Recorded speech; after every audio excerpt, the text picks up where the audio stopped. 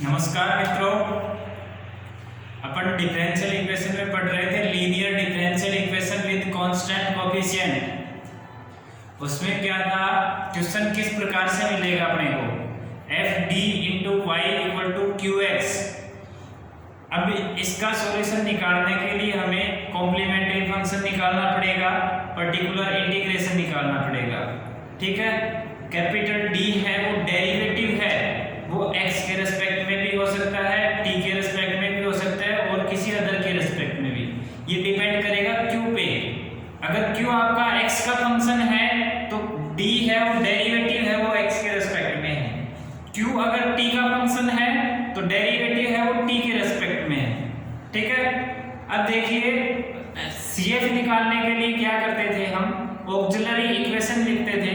और auxiliary equation में कैसे लिखते थे, कैपिटल D इक्वल टू तो m पुट करते थे और राइट साइड q वाला पार्ट हटा देते थे, राइट साइड 0 रखते थे, तो वहां से m के रूट मिलते थे। और m के डिफरेंट रूट के लिए हमने कॉम्प्लीमेंट्री फंक्शन लिखना सीख लिया था। अब देखिए, अब पर्टिकुलर इंटीग्रेशन के लिए हम डिफरेंट टाइप के पर्टिकुलर इंटीग्रेशन होंगे, वो डिपेंड करेगा अपने पास qx पे, q पे डिपेंड करेगा वो पर्टिकुलर इंटीग्रेशन कैसा आएगा।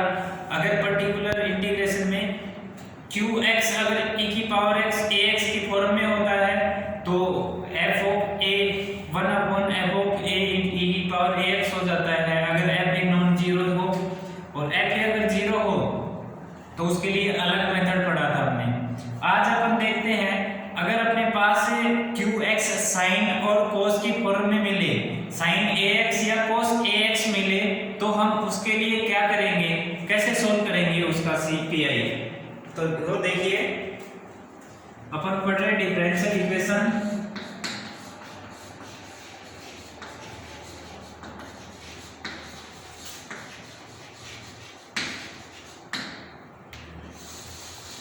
डिफरेंशियल इक्वेशन और डिफरेंशियल इक्वेशन में अपना चल रहा था f of d y equal to qx। जब आपके पास qx क्या हो, sin ax हो, तो इसका सॉल्यूशन अपने पास क्या होगा, 1 अपॉन f ऑफ d और sin ax। ये मैं सिर्फ पर्टिकुलर इंटीग्रेशन पे बात कर रहा हूँ। कॉम्प्लीमेंट्री फंक्शन है वो सभी के लिए एक जैसा है।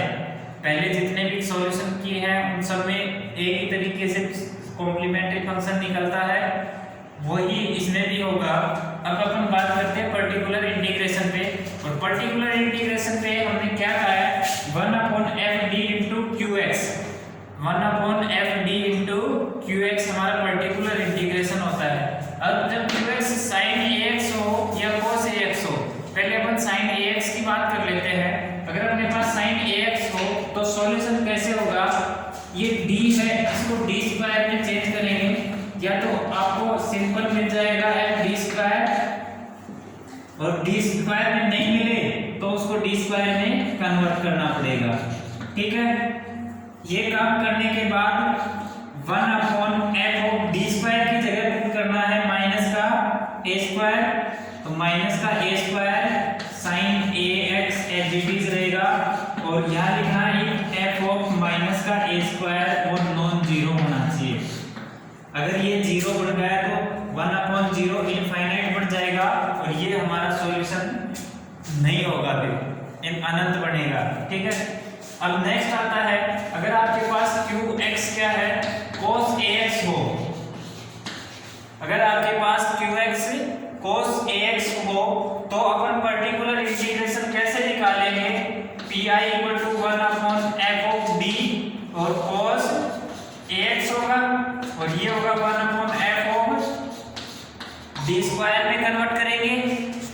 जैसे इसमें कन्वर्ट किया है वैसे ही इसमें कन्वर्ट करेंगे, f of d square cos ax, और ये होगा 1 upon f of d square की जगह माइनस का a स्क्वायर, और ये cos ax जहाँ f of minus a square non zero होगा। ठीक है, जैसा साइन में किया वैसा ही हमने cos में किया है, कोई भी चेंज नहीं है, सेम प्रोसेस रहेगा। ठीक है, ये तो था जब f माइनस ए स्क्वायर नॉन जीरो बन रहा हो तब। अब अपन करेंगे इनसे रिलेटेड एग्जाम्पल करते हैं, ठीक है।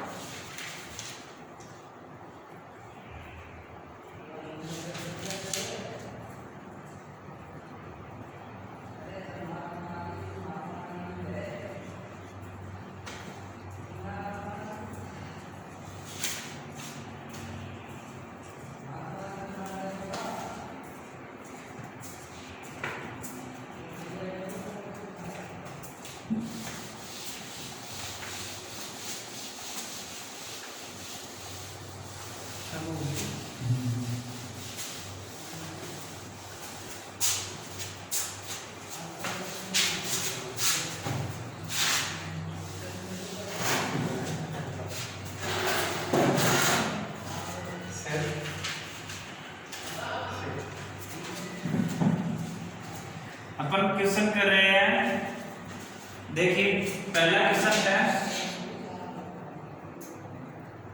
2014 में आया हुआ है डी क्यूब माइनस का 3d square plus 4d minus 2 y equal to e की power x plus cos x। देखो डी क्यूब माइनस का 3d square plus 4d minus 2 y equal to e की power x plus cos x। अब देखो इसका solution करने के लिए पहले ऑक्सिलरी इक्वेशन लिखेंगे, यानी कि सहायक समीकरण लिखेंगे, और सहायक समीकरण लिखने के लिए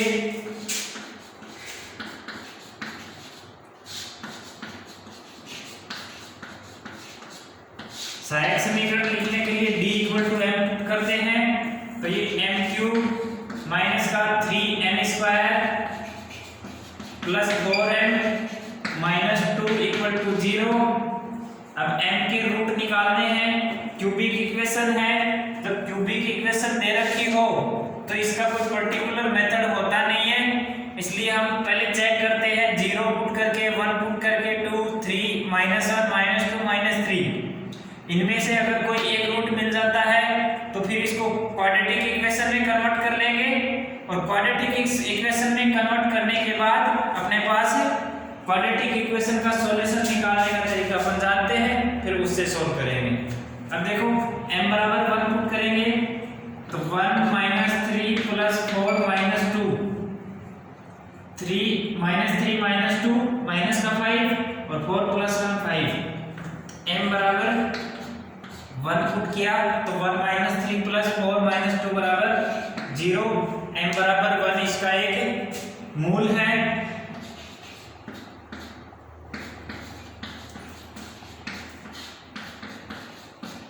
मूल है या हल है,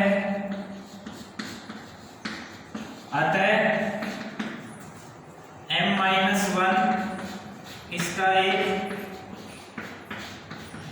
फैक्टर होगा।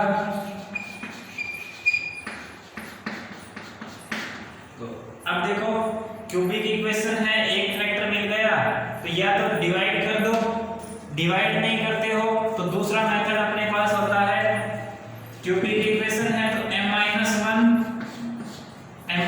1 और m माइनस 1 तीन बार लिख दो, ठीक है। m minus 1 m minus 1 m minus 1 तीन बार लिख दिया। ये देखो m क्यूब है, हमें फर्स्ट टर्म m क्यूब लेके आनी है, m तो यहाँ से है और m स्क्वायर से इसको गुणा करेंगे तो m square into m cube बन गया, फर्स्ट टर्म कंप्लीट। अब देखो m स्क्वायर को माइनस 1 से गुणा करेंगे तो माइनस का m स्क्वायर, लेकिन माइनस का 3m स्क्वायर लेके आना है तो माइनस का 2 और m से गुणा करेंगे तो माइनस का 2m इंटू m, माइनस का 2m स्क्वायर और माइनस का m square minus 3m square, ठीक है। माइनस और minus plus 2m, minus minus plus 2m अपने पास लेके क्या आना 4m, तो 1m तो ये है तो प्लस 2 से गुणा कर दो, last term as it is आएगी -2 इंटू -1 -2 जो आ गया है अपने पास। अब देखो m-1 कॉमन लेते हैं, तो m स्क्वायर माइनस का 2m प्लस 2 इक्वल टू 0। अब ये देखो m के फैक्टर यहाँ से, एक तो m बराबर 1 इस फैक्टर से, और m बराबर माइनस का 2 plus minus root 4 square, sorry -2 का स्क्वायर 4 -4 इंटू 2 अपॉन 2a बराबर आएगा 2 से 2 कैंसिल 1 प्लस माइनस 4 -8 माइनस का 4 की वजह से आयोटा और 4 का रूट 2 नीचे 2 कैंसिल, तो 1 प्लस माइनस आयोटा। अब देखो CF क्या होगा, C1 e की पावर x, m बराबर 1 है तो C1 e की power x plus real part 1 है तो e की power x C2 cos iota, iota का गुणांक 1 तो C2 cos x plus C3 sin x। ठीक है, समीकरण 1 मान लो इसको। CF आ गया। अब PI निकालना है, पर्टिकुलर इंटीग्रेशन। पर्टिकुलर इंटीग्रेशन के लिए क्या करते हैं, 1/FD, 1/FD, FD क्या है, d cube minus 3d² plus 4d minus 2, तो 1/d क्यूब माइनस का 3d² प्लस 4d माइनस का 2 इंटू में QX, QX क्या है, e की power x plus cos x, e की power x plus cos x, और हम इसको क्या लिख सकते हैं, d-1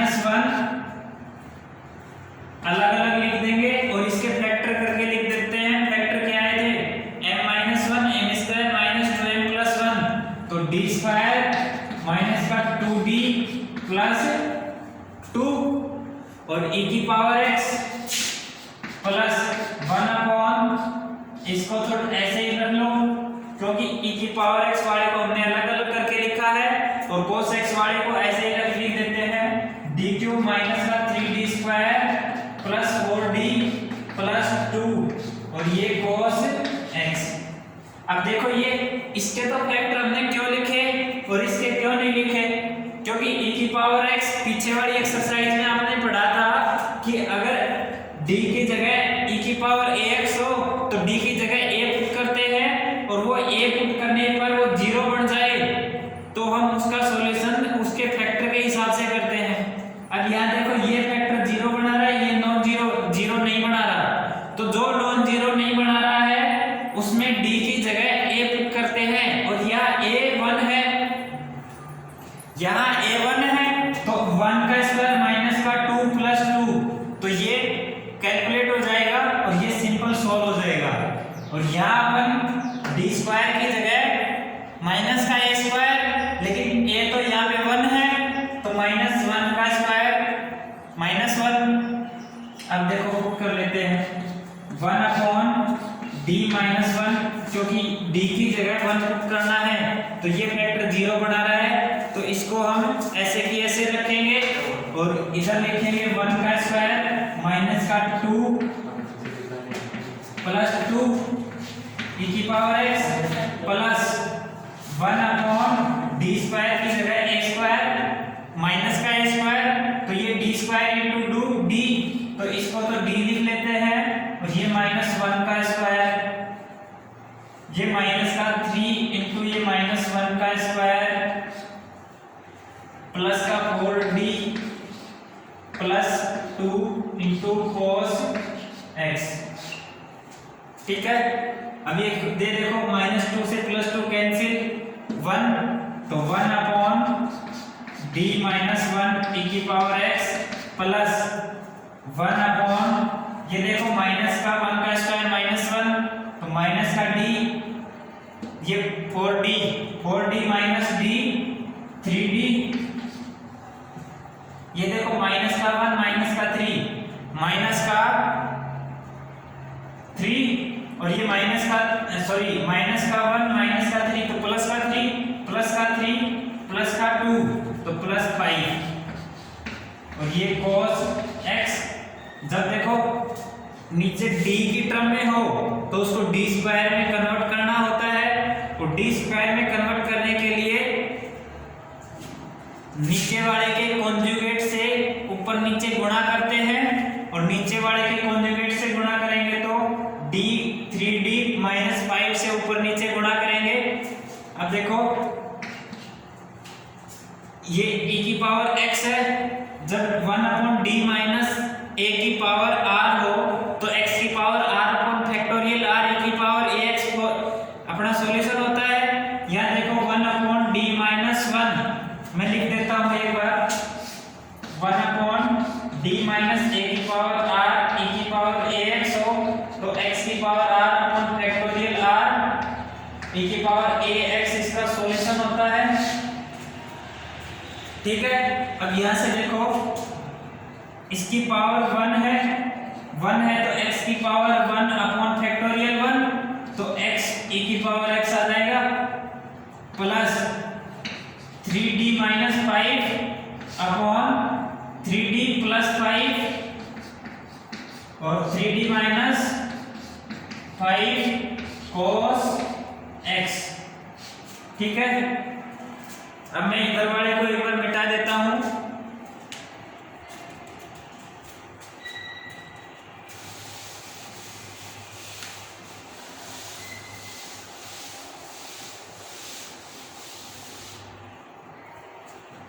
देखो पी आई अपना क्या होगा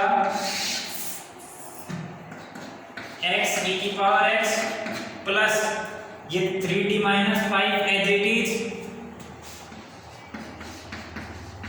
अपॉन में ये 3d a plus b a minus b तो a square minus b square तो 3 into 3 9d square minus 5 25 cos x बराबर x e की power x 3d minus 5 upon 9 into minus 1 का स्क्वायर और माइनस का 25 cos x x e की power x plus minus का 9 और माइनस का 25 माइनस 25 माइनस 9 माइनस का 34 तो 1 अपॉन माइनस का 34 इंटू cos x को अलग अलग मल्टीप्लाई करा दो तो 3d cos x और माइनस का 5 sin x। अब d का मतलब होता है डेरिवेटिव तो derivative of cos x minus का sin x तो x e की पावर x माइनस का 1 अपॉन 34 3d d का मतलब derivative of cos x minus का sin x तो माइनस का 3 sin x माइनस का 5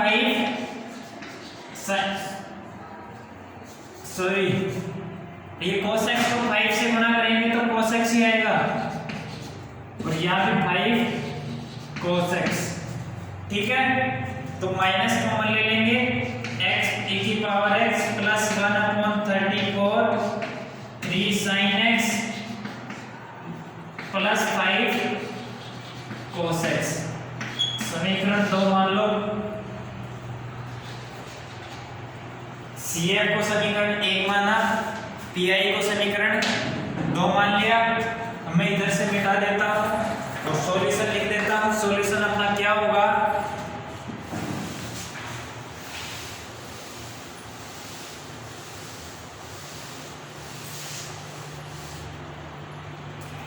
अब देखो y सॉल्यूशन क्या होगा y equal to CF plus PI समीकरण 1 व 2 से समीकरण 1 व 2 से CF में PI का मान रखने पर तो y बराबर CF क्या है c1 e की पावर x प्लस e की power x c2 cos x plus c3 sin x plus pi क्या है x e की power x plus 1/34 3 cos x sorry 3 sin x plus 5 cos x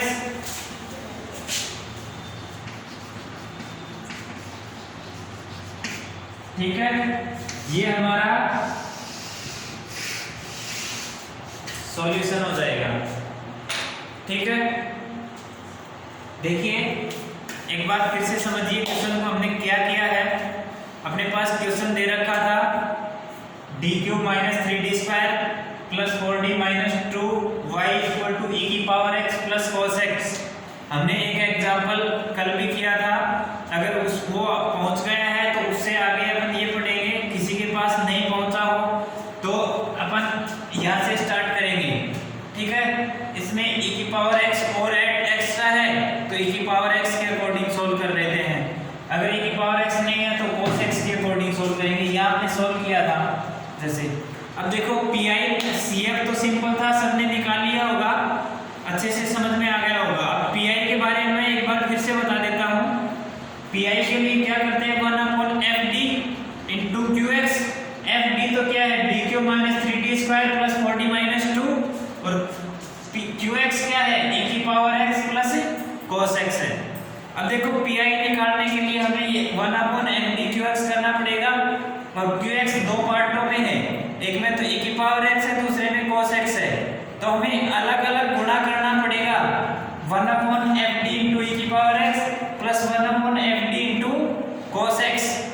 अब जब हमने पढ़ा था e की power x f of a अगर 0 बढ़ता हो तो उसके फैक्टर करेंगे f of a d - a की टर्म में, तो हमने इसके फैक्टर किए थे d - 1 * में जो दूसरा फैक्टर जो नॉन जीरो बना रहा था, जो नॉन जीरो बनाता है उसमें d = 1 पुट कर देंगे और जीरो बनाता है उसको ऐसे भी ऐसे रखेंगे।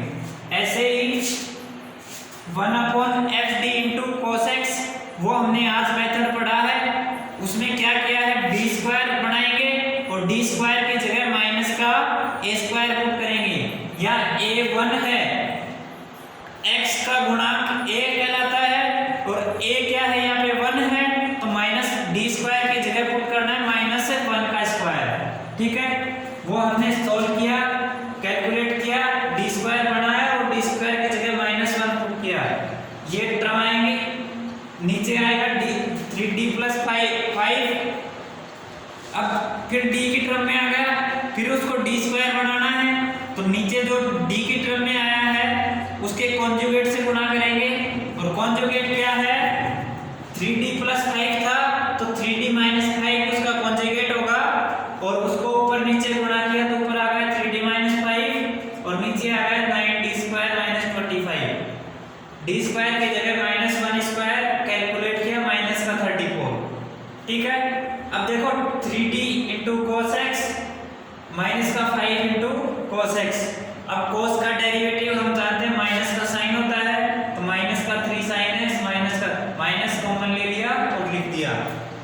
अब CF आ गया, PI आ गया। अब अपना सॉल्यूशन क्या होता है, सॉल्यूशन होगा y = CF यानी complementary function plus particular integration PI। समीकरण 1 माना CF को, समीकरण 2 माना PI को और CF और PI का मान इस समीकरण में पुट कर दिया। ठीक है, CF और PI का मान रखने पर दोनों को ऐड कर देंगे, ऐड करने के बाद जो सॉल्यूशन आएगा वही अपना फाइनल आंसर होगा। तो दिस इज रिक्वायर्ड रिजल्ट, ये अपना आंसर हो जाएगा। ठीक है, उम्मीद करते हैं सबकी समझ में आया होगा। किसी को कोई डाउट हो मैसेज करिए, आपकी कोई और क्वेरी हो उसको भी मैसेज करिए। एक्सरसाइज का नाम लिखिए 5th A 5th B ऐसे लिखोगे। 5th A का 10th क्वेश्चन अगर नहीं आ रहा है तो 5th A का 10th क्वेश्चन बताइए, ऐसे आप कमेंट कर सकते हैं और नेक्स्ट जब क्लास होगी उस क्लास में फिर आपकी प्रॉब्लम को यहाँ बोर्ड पे बता देंगे। ठीक है, आगे अपन